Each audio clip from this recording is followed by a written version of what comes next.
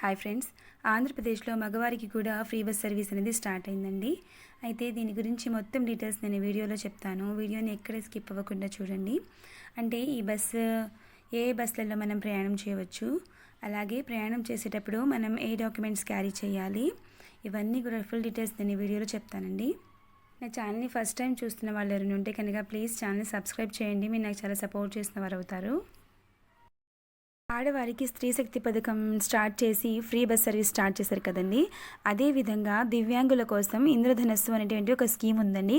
ఆ స్కీమ్లో భాగంగా ఇది హ్యాండిక్యాప్డ్ పర్సన్స్కి కూడా, అంటే ఫిజికల్లీ ఛాలెంజ్డ్ పర్సన్స్ ఉంటారు కదండి, దివ్యాంగులు, అంగవైకల్యం ఉన్నవారు, వీళ్ళందరికీ కూడా ఫ్రీ బస్ సర్వీస్ అనేది ప్రొవైడ్ చేశారండి. లేడీస్కి ఎలాగో ఫ్రీగానే ఉంది కాబట్టి ఇప్పుడు మగవారికి కూడా ఎవరైతే ఫిజికల్లీ ఛాలెంజ్డ్ పర్సన్స్ ఉంటారో వాళ్ళందరికీ కూడా ఫ్రీ బస్ సర్వీస్ అనేది అందుబాటులోకి వచ్చింది. డిసెంబర్ 3, 2025 అంతర్జాతీయ దివ్యాంగుల దినోత్సవం జరిగింది కదండి. ఆ సందర్భంగా మన రాష్ట్ర ముఖ్యమంత్రి చంద్రబాబు నాయుడు గారు మాట్లాడుతూ దివ్యాంగుల కోసం ఈ ఫ్రీ బస్ సర్వీస్ అనేది స్టార్ట్ చేశారనమాట. అయితే ఈ పథకంలో భాగంగా 11 లక్షల మంది దివ్యాంగులకు ఫ్రీ బస్ సర్వీస్ అనేది అందుబాటులోకి రానుంది. ఫిబ్రవరి 24వ తేదీన రాష్ట్ర మంత్రివర్గ సమావేశం జరిగిన తర్వాత మార్చ్ 1 నుంచి ఈ పథకం అనేది అమల్లోకి వచ్చింది.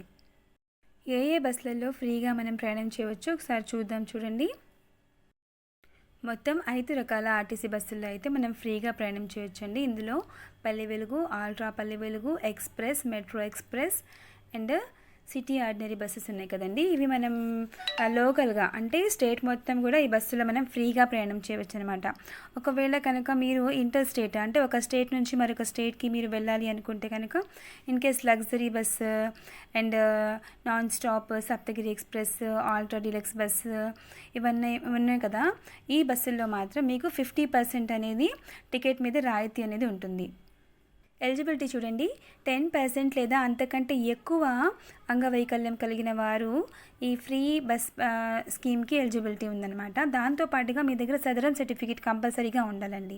ఓకేనా? ఇది లేకపోతే కనుక మీకు ఒకవేళ ఫిజికల్లీ ఛాలెంజ్డ్ నిజంగా ఉన్నా కూడా ఈ సర్టిఫికేట్ లేకపోతే కనుక మీరు నాట్ ఎలిజిబుల్.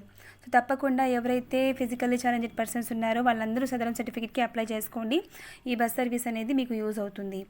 ఇప్పటి వరకు అయితే విజయవాడ అండ్ విశాఖపట్నంలో మాత్రమే ఈ ఫ్రీ బస్ సర్వీస్ అనేది ఉండేదండి. ఇప్పుడు మొత్తం రాష్ట్రం మొత్తం కూడా ఇప్పుడు అందుబాటులోకి వస్తుంది. ఇంద్రధనస్సు స్కీమ్లో ఈ ఫ్రీ బస్ సర్వీస్ అనేది ఒక పార్టేనండి. దీంతో పాటుగా దివ్యాంగుల కోసం ఈ ఇంద్రధనస్సు స్కీమ్లో ఏమేమి ఉన్నాయంటే, అమరావతిలో దివ్యాంగ భవన్ ఏర్పాటు చేస్తారు. అలాగే స్థానిక సంస్థల ఎన్నికల్లో నామినేటెడ్ పదవులు ఉంటాయి కదా, అందులో మీకు పదవులు కూడా ప్రొవైడ్ చేస్తారు. అలాగే గృహ నిర్మాణ పథకాల్లో మీకు గ్రౌండ్ ఫ్లోర్ అనేది కేటాయించడం జరుగుతుంది. అంటే మొత్తం మీకు 7 రకాల హామీలు అనేవి నెరవేరుస్తారండి. అందులో ఒక హామీ అయితే ఇప్పుడు ప్రజెంట్ అమలు చేశారు. హోప్ ఈ వీడియో మీకు ఇన్ఫర్మేటివ్గా అనిపిస్తే నా ఛానల్ని సబ్స్క్రైబ్ చేయండి ఫ్రెండ్స్. అలాగే లైక్ చేయండి.